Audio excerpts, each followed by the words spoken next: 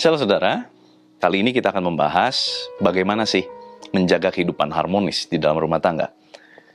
Survei membuktikan dengan banyaknya intensitas suami dan istri, pasangan, orang tua dan anak, hari-hari ini lebih banyak bertemu di rumah karena keadaan yang mendesak kita untuk tetap ada di rumah dan lebih banyak kegiatan kita lakukan dari rumah. Ternyata konflik dalam rumah tangga ini naik, ya, meninggi begitu. Termasuk konflik di dalam kehidupan rumah tangga anak-anak Tuhan. Kalau gitu gimana dong supaya kita bisa menjaga kehidupan rumah tangga kita tetap baik, tetap menjadi keluarga Kristen yang bahagia. Nah, firman Tuhan mengajarkan kita pada Kolose pasal 3 ayat 15 berkata, "Hendaklah damai sejahtera Kristus memerintah dalam hatimu. Karena untuk itulah kamu telah dipanggil menjadi satu tubuh dan bersyukurlah. Hendaklah perkataan Kristus diam dengan segala kekayaannya di antara kamu, sehingga kamu dengan segala hikmat mengajar, menegur seorang akan yang lain, dan sambil menyanyikan mazmur pujian dan nyanyian rohani, kamu mengucap syukur kepada Allah di dalam hatimu." Menarik sekali, kata hendaklah damai sejahtera Kristus memerintah. Nah, kata memerintah dalam terjemahan bahasa aslinya, dalam bahasa Yunani, punya beberapa pengertian penting. Kita kupas satu saja. Salah satu pengertian yang diambil dari bahasa Yunaninya, memerintah, damai yang memerintah. Di sana dikatakan adalah damai sejahtera Kristus bertindak sebagai wasit di dalam kehidupan kita. Kita tahu ya, namanya fungsinya wasit, saudara ya, dalam sebuah pertandingan. Kita ambil contoh pertandingan tinju. Apa sih fungsi wasit dalam pertandingan tinju?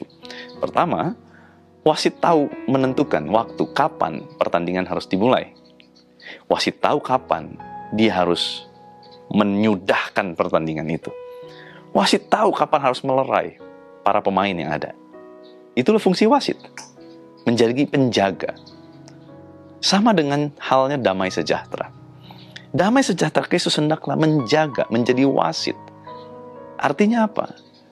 Waktu kita mau marah, perlukah kita marah? Nah, damai itu menjadi wasit. Wah, jangan nih. Kayaknya situasinya bukan waktunya untuk marah. Tahan dulu amarahmu. Belum waktu yang tepat. Saudara, pernikahan adalah sebuah seni. Kehidupan berumah tangga pun adalah sebuah seni. Maksudnya bagaimana?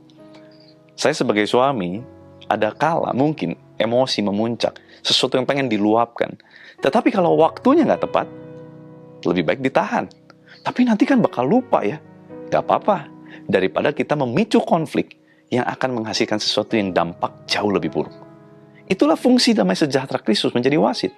Dia tahu kapan harus memulai, kapan mengakhiri, kapan melerai. Dia tahu waktu yang tepat.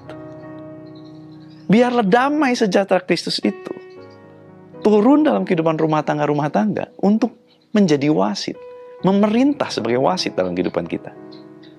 Saudara, hari-hari ini banyak orang tua yang akhirnya karena tertekan dengan situasi, damai sejahtera Kristus tidak memerintah menjadi wasit. Apa yang terjadi? Anak menjadi samsak. Anak menjadi sarana atau tempat untuk marah-marah begitu. Akhirnya anak banyak yang mengalami depresi. Anak banyak yang mengalami kehilangan figur. Kenapa?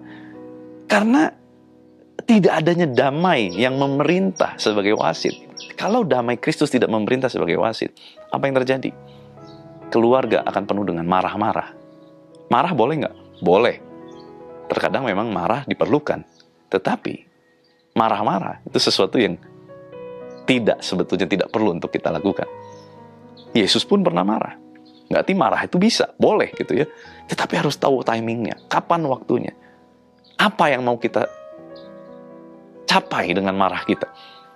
Apa yang mau kita solusikan dengan marah kita? Semuanya harus jelas. Nah, dalam terjemahan The Message dikatakan, bagus banget dikatakan, "Let the peace of Christ keep you in tune with each other, in step with each other." Wow, ini artinya apa?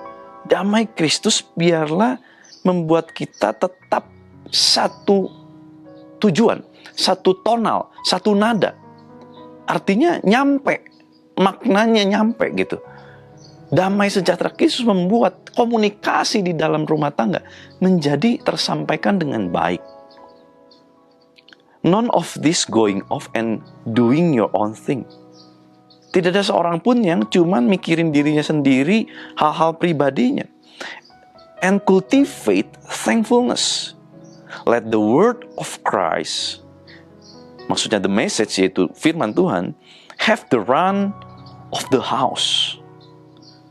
Let the word of Christ have the run of the house.